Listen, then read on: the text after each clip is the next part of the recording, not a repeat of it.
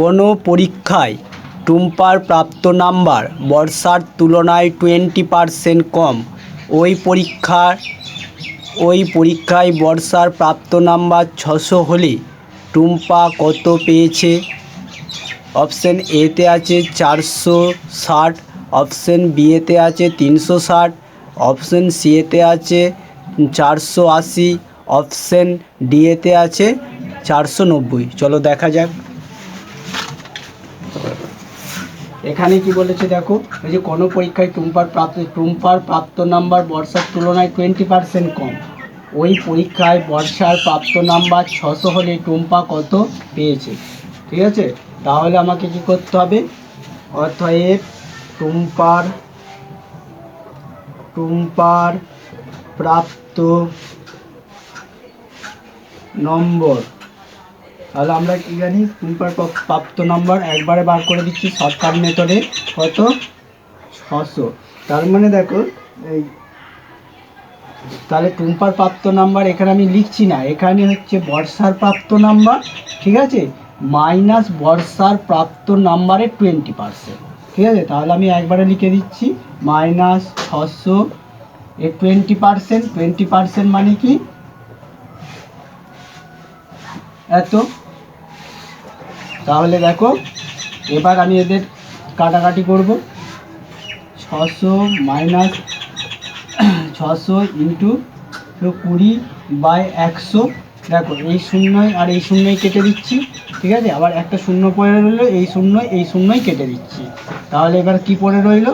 দেখো, 600 minus 60 into 2, ঠিক আছে, সমান দেখো 600 মাইনাস 60 দুগুণে 120, 120। তাহলে এর থেকে এটা বিয়োগ করলে কত হচ্ছে? 480। তাহলে আমাদের টুম্পার প্রাপ্ত নাম্বার কত হচ্ছে? উত্তরটা, সঠিক অ্যান্সারটা হবে আমার সি এরটা, 480। তাহলে বুঝতে পেরেছো? তাহলে একদম শর্টকাট মেথডে বের করে দিয়েছি টুম্পার প্রাপ্ত নাম্বার। এখানে লেখার দরকার ছিল যে টুম্পার প্রাপ্ত নাম্বার, যেহেতু আমি বার করছি, এখানে লেখার দরকার ছিল বর্ষার প্রাপ্ত নাম্বার মাইনাস বর্ষার প্রাপ্ত নাম্বারের 20%। ঠিক আছে, তাই জন্য এখানে 600 এর 20%, তার মানে 600 ইন্টু 20/100, পার্সেন্টেজটাকে আমি পার্সেন্টেজ করে নিয়েছি। করার পরে দেখো, ক্যালকুলেশন করে আমার হয়েছে 480। তাহলে সঠিক উত্তরটা হচ্ছে 480।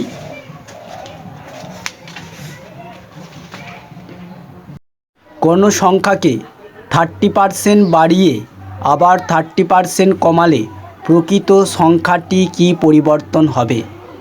অপশান এতে দেওয়া রয়েছে 10% বৃদ্ধি, অপশান বিতে দেওয়া আছে 9% বৃদ্ধি, অপশান সিতে দেওয়া রয়েছে 9% হ্রাস, অপশান 10এতে দেওয়া রয়েছে, অপশান ডিতে দেওয়া আছে 10% হ্রাস। তাহলে চলো দেখা যায় কি হয়। তাহলে বলেছে, দেখো, আমাকে এখানে কী করতে হবে? সংখ্যাটাকে ধরে নিতে হবে। আমি যদি ধরি সংখ্যাটি সমান 100।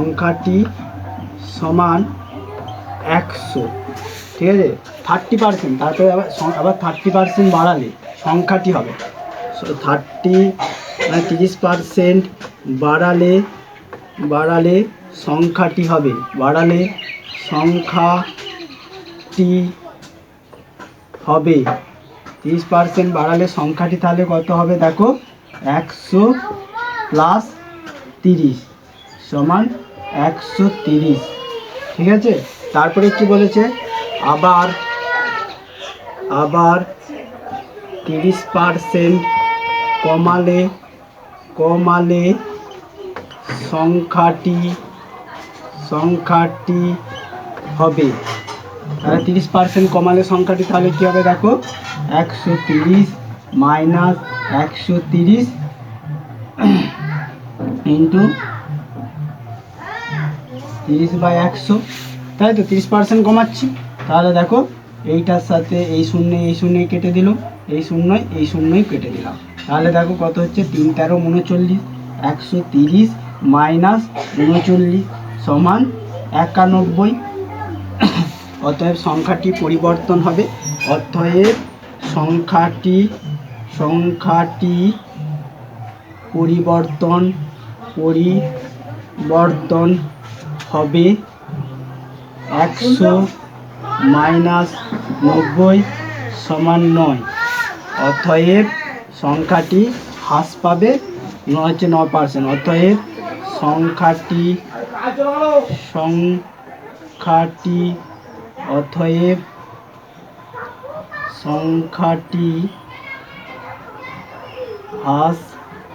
হ্রাস পাবে 9%।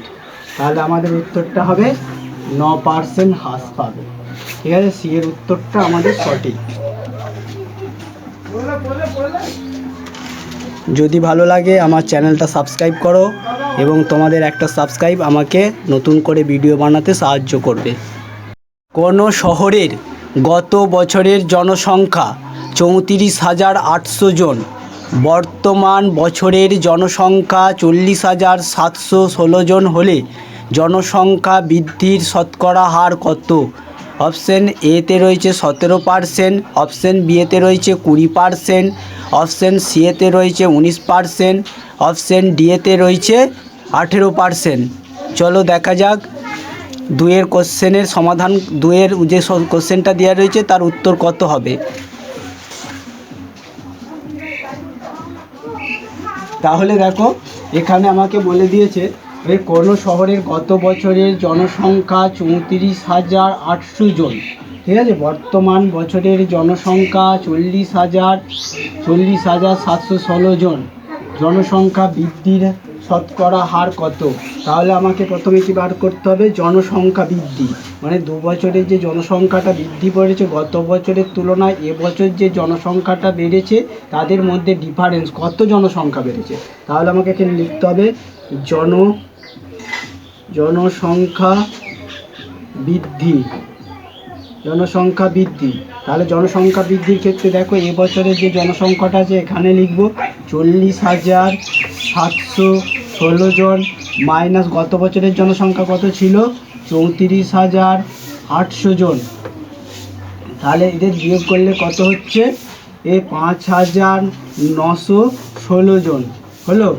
এবার কি বলেছে দেখো, শতকরা জনসংখ্যা বৃদ্ধির শতকরা হার কত? তাহলে আমাকে লিখতে হবে জনসংখ্যা বৃদ্ধির শতকরা হার। অতএব জনসংখ্যা বৃদ্ধির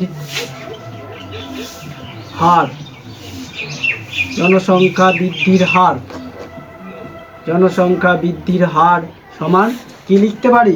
দেখো প্রাথমিক মানে হচ্ছে এখানে আমাকে লিখতে হবে একটা সূত্র রয়েছে, সেই সূত্রটা দেখে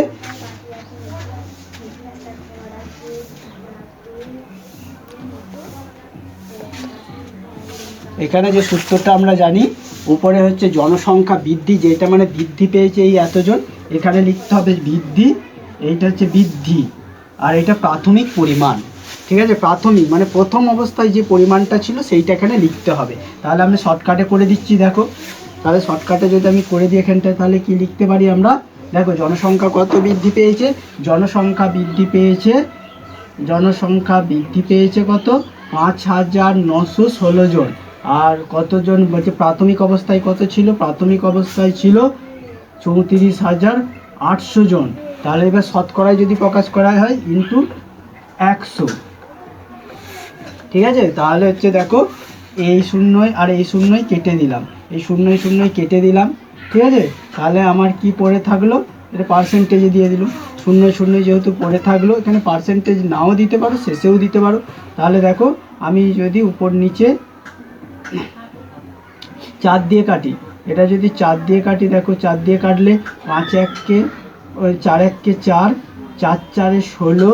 এখানে আমি ভাগটা করে দেখে দিচ্ছি। দেখো 5 9 1 6, এইটার সাথে যদি আমি এটা কাটাকাটি করি 4 দিয়ে কাটলে দেখো 4 4 1 4, 1 খাওয়ালাম। ঠিক আছে, এর থেকে বিয়োগ করলাম 1, তারপরে দেখো 4 4 16 মাইনাস 3 31 হলো, 4 7 28, 4 7 28, তার মানে হচ্ছে 28 লিখলাম। আবার এটা থেকে এটা বিয়োগ করলাম, বিয়োগ করার পর আমার কত হচ্ছে, বিয়োগ করার পর 3 বেরোচ্ছে আর এখানে 6টা নামলো, তাহলে 4 নং 36, 4 নং 36, তাহলে এটা 4 দিয়ে কাটলে কত হচ্ছে 1400, হচ্ছে 1400 হচ্ছে 79। তারপরে এটা কাটলে কত হচ্ছে, এইটা কাটলে হচ্ছে দেখো 4 দিয়ে যখনই কাটছি 4 8 32, 32 4 8 32, 4 7 28, 4 7 28, 87, 87 দিয়ে এটা কাটলে হয়ে যাবে 17, অতএব 17%। তাহলে দেখো আমার যে উত্তরটা রয়েছে, প্রথমে যে উত্তরটা রয়েছে সেইটাই উত্তরের সমাধানে সেইটাই বেরোচ্ছে, এবং প্রথমে যে একের অপশানটা রয়েছে সেই একের অপশানের উত্তরটাই আমার সঠিক উত্তর। তাহলে বুঝতে পারলে এরকমভাবে করে এইটা শর্টকাট মেথড, শুধু কাটাকাটিটা করতে পারলেই হবে।